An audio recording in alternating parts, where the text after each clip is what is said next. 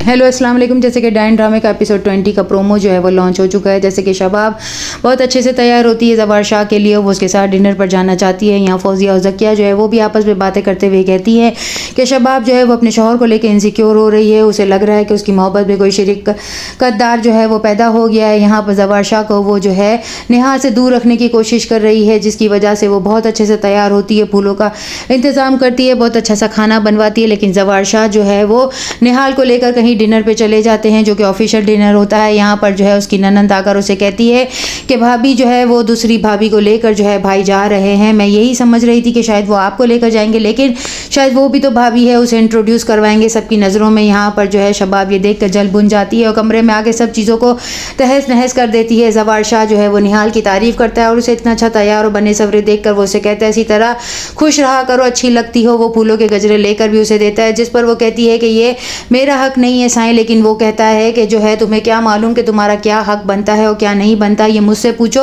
मैं तुम्हें बताऊंगा। यहाँ पर वो पार्टी में उसे लेकर जाता है, जहाँ पर उसकी ननंद भी आई होती है। वो उसके हाथ पकड़ कर देखती है और फिर इन दोनों की तस्वीर खींचकर वो शबाब को भेजती है। शबाब जो है वो दिल ही दिल में सोचती है ये लड़की अपनी औकात से ज़्यादा बढ़ गई है, इसका कुछ करना पड़ेगा, ये मेरी सोच से भी ज़्यादा तेज़ और समझदार निकली। यहाँ पर वो पूरी रात अपने शौहर का इंतज़ार करती है, लेकिन जब सुबह तक ज़वार शाह उसके रूम में नहीं आता है तो वो बराबर वाले कमरे में जाकर देखती है ज़वार शाह वहाँ पर सो रहा होता है और निहाल जो है वो खड़ी होती है, उसे देखकर दंग रह जाती है। यहाँ पर वो जो है बहुत ज़्यादा जो है अपनी नाकामी पर जो है वो अफसोस कर रही होती है। निहाल जो है वो नाश्ते का टेबल लगा रही होती है, उसी वक्त उसे उबकाएँ आने लगती हैं, तो वो उसे देखकर दिल ही दिल में कुछ समझ जाती है और उसे लेकर डॉक्टर के पास आती है, उसका प्रेगनेंसी टेस्ट करवाती है। यहाँ पर वो टेस्ट पॉजिटिव आता है, जिस पर वो दिल से खुश होती है, लेकिन फ़ौरन ही उसे वहाँ से लेकर वो उसकी माँ के घर जाती है और शकील अंसारी के घर पर जाकर उसे धक्का देकर कहती है अब इसका काम ख़त्म हो गया है, इसलिए मैं इसे यहाँ पर छोड़ने आई हूँ। जिस पर निहाल कहती है मैं यहाँ नहीं रहना चाहती, आप मुझे यहाँ पर क्यों छोड़कर जा रही हैं बेगम साहिबा। जिस पर वो कहती है कि अब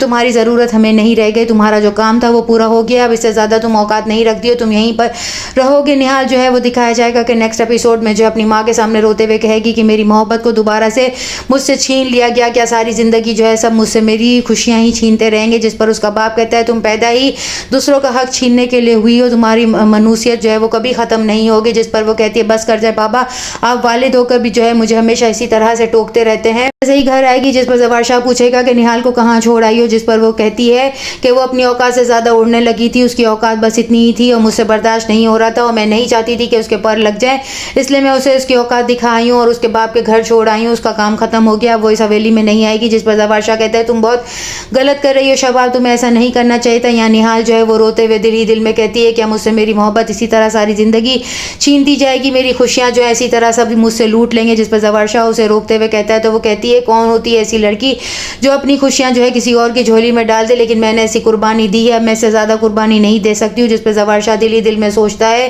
कि मैं बहुत ही नाकाम इंसान हूँ, आज मैं निहाल के हक के लिए नहीं बोल पा रहा हूँ। यहाँ पर उसकी दोनों बहनें जो है वो बहुत ज़्यादा खुश होंगी नेक्स्ट एपिसोड में और क्या कुछ दिखाया जाता है। चैनल के साथ बने रहें, लाइक करें, शेयर करें और सब्सक्राइब करें।